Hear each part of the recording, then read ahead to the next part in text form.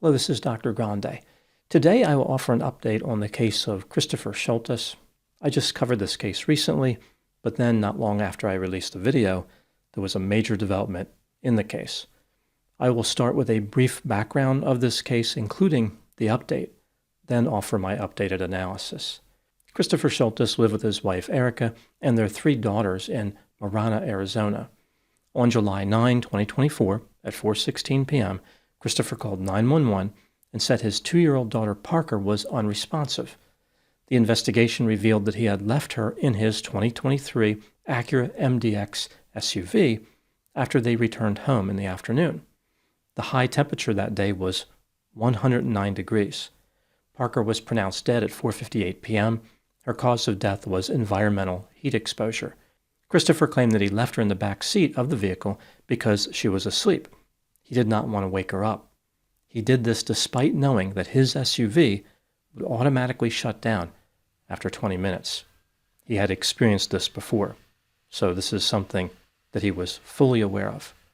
The investigation revealed that Christopher had stopped by a grocery store and then a convenience store on his way home that day. He left Parker in his vehicle during those visits. At the convenience store, he allegedly shoplifted beer. He consumed some of it before leaving. He went in the bathroom to do this. He and Parker arrived home at 12:53 p.m., but Christopher lied to the police and said they arrived home at 2:30 p.m. This was in an apparent effort to minimize his culpability in her death. Here his daughter was dead, yet the first thing that he thought of was himself and how he could avoid responsibility. In his house, Christopher played video games and watched adults-only videos. He was arrested and charged with second-degree murder. Eventually, he received an upgrade to first-degree murder. Christopher was offered a plea bargain for second-degree murder in March of 2025. His sentence would have been 10 to 25 years. He rejected this offer. In May 2025, he and his wife took a week-long vacation to Maui, Hawaii. On October 22, 2025, Christopher Scholtes pleaded guilty to second-degree murder. The terms of his deal meant that he would serve 20 to 30 years in prison. This was what they call flat time in Arizona. This was day for day. He would serve every single day of his sentence. There would be no good time. Usually in Arizona, prisoners can receive up to 15% off their sentence. They can achieve this if they stay out of trouble in prison, if they attend certain programs, and things like that. This may not seem like much, but over a long sentence, it can make a big difference. For example, if Christopher had been sentenced to 20 years and had the possibility of good time, he could have been out in 17. With the way his plea deal was made, he would serve every day of those 20 years. Christopher is scheduled to turn himself into the police on November 5, 2025. He would sit in jail until being sentenced on November 21. At least this was the plan. On November 5, at 6 a.m., the police discovered 38-year-old Christopher Scholtes dead at his home in Marana. He had caused his own death. The case is considered to be closed. Now moving to my analysis. Here are my thoughts on a few areas that stood out to me in this case. Item number 1. What makes this case different from other hot car death cases? I've talked about many of these types of cases in the past where a child is accidentally left in a vehicle due to someone forgetting that they were there. The typical scenario involves a husband and wife who take turns transporting their child to daycare. So sometimes the husband will take the child, and on other occasions the wife will. So one day the husband wakes up, he gets ready for work, he puts his child in the back seat, and he starts driving. Somewhere along the trip, he forgets the child is there. He believes that this is one of those days when his wife is taking the child. So he drives directly to work. At some point during the day, the husband goes back out to the vehicle, maybe at lunch or maybe when he's getting ready to leave work, and he discovers that his child had been in the back seat the entire time and, of course, did not survive. This is a tragedy, but the action is not intentional. The husband did not intend to kill the child. This was a matter of forgetting. This situation is sometimes called forgotten baby syndrome, and it has been studied by researchers. There is a wide disparity as far as the reaction to a case like this by law enforcement. So using this example of the husband, there may be no arrest, like the police say this was just an accident. They might also say that the husband has suffered enough through the loss. Now, in other instances, the person could be charged with a crime which could go all the way up to murder. So we see this wide disparity and no real rationale for why some people don't get charged at all and why others get charged with murder. The circumstances leading to Parker's death were different. Christopher deliberately left her in his Acura SUV. He knew that this was a dangerous situation. The vehicle was going to turn off automatically in 20 minutes. The forgetting part only came later. He entered his house and engaged in a number of activities. During this time, he forgot that Parker was in the vehicle. By deliberately leaving her there in the first place, Christopher did not leave himself room for mercy. Another problem for Christopher is how he was repeatedly warned by his wife not to leave their children in the vehicle. Apparently, he had a bad habit of doing this. In my opinion, Christopher was guilty of first-degree murder in reality. He was lucky to get a plea deal for second-degree murder. Item number 2, why did Christopher refuse to serve his sentence? Why did he take another direction in this case? After Christopher killed Parker, he was in denial. He did not believe that he was guilty of murder, and he did not believe he was going to serve time in prison.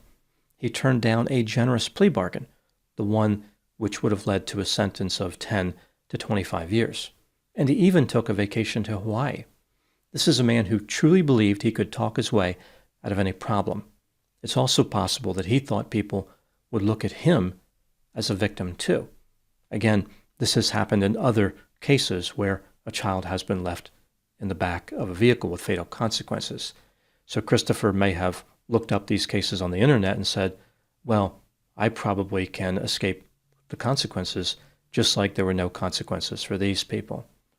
The experience of denial was not foreign to Christopher. He was also in denial about his alcohol use. Denial was a major theme of his life. One of the interesting elements about denial is how it can abruptly come to an end with acceptance. Usually, acceptance is framed as a positive outcome when someone has denial. So a person denies reality, but then they come to accept reality. So the fog has been lifted. They now understand what's going on. For example, a man uses substances for many years. He is in denial about the problem. He believes that he can function just fine. The substance use will not cause physical or mental harm. It will not cause him to be fired from his job. He understands that he is using substances, but denies that there will be difficulties due to this use. So the denial is not complete. It's not about everything, just about his difficulties. After receiving mental health counseling or due to some type of adverse event, like a medical diagnosis or being fired from a job, the man accepts that his substance use is destructive. This acceptance leads to change, like abstinence. Everybody is happy. This is a great outcome. Unfortunately, these scenarios don't always end this way. Sometimes acceptance can lead to a poor and drastic decision instead of recovery. For example, some stalkers commit murder after achieving acceptance. A typical scenario involves a man stalking a woman who rejected him. He is in denial about the rejection. He knows the rejection is real, but he believes that the woman will change her mind. So really, the denial is about the permanence of the rejection. The man thinks that the rejection is temporary. It is not the end of the romantic relationship. They are just on a break. Over time, the man realizes the rejection is permanent. He gains acceptance. The fog of denial has now been removed. Instead of facilitating positive change, this acceptance leads to a homicidal act. The man kills the woman who rejected him. I think this is sort of what happened with Christopher. He was in denial about being guilty of murder. This denial was protective.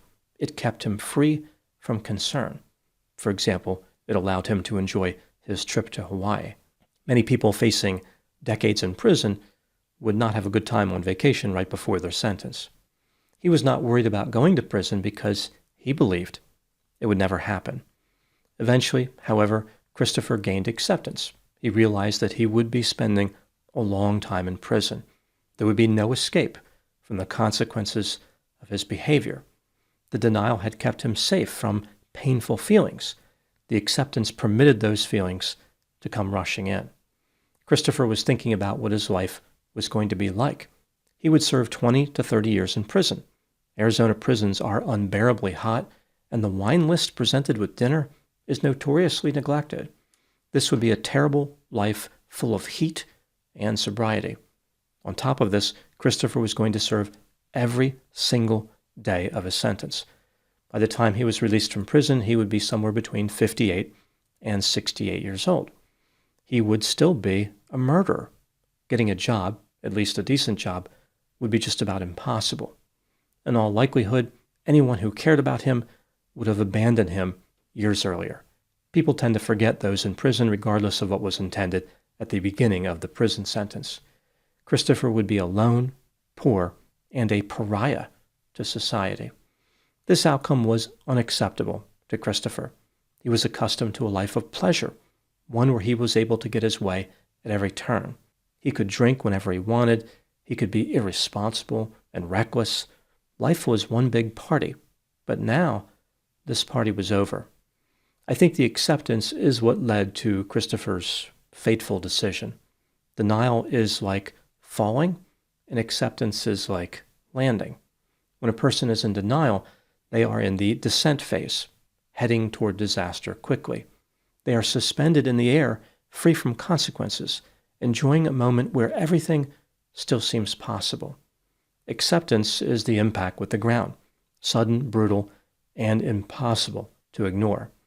Only at this time does the person realize how far they have fallen. Reality is now in full view. They finally understand what happened and recognize how getting back to where they were may be impossible. The damage that has been done is irreversible. When a person gains acceptance, they are not automatically out of the woods. They must make appropriate decisions in light of their newfound knowledge. That is the only way the acceptance leads to a positive outcome, like abstinence. Now moving to my final item, number 3.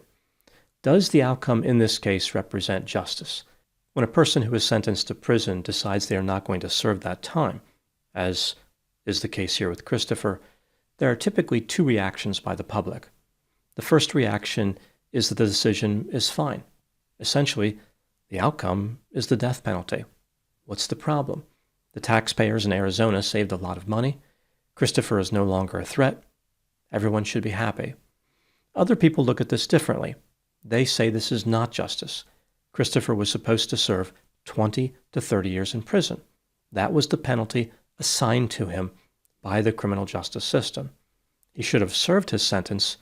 Then he could have made whatever decision he wanted to about his future. That time was not his. He owed that time to the state. There is no easy answer to this question, was justice served? It touches on free will and what a person owes to society, if anything. In my opinion, if Christopher really felt remorse for killing Parker, he would have served his sentence. I think his final decision was in line with all his prior decisions, based on self-centeredness. Christopher was all about finding pleasure and avoiding pain. Taking the path of least discomfort was the final expression of the same selfishness that led to his daughter's death. Those are my thoughts on the case of Christopher Scholtes. Thank you so much for watching. I'll talk to you soon.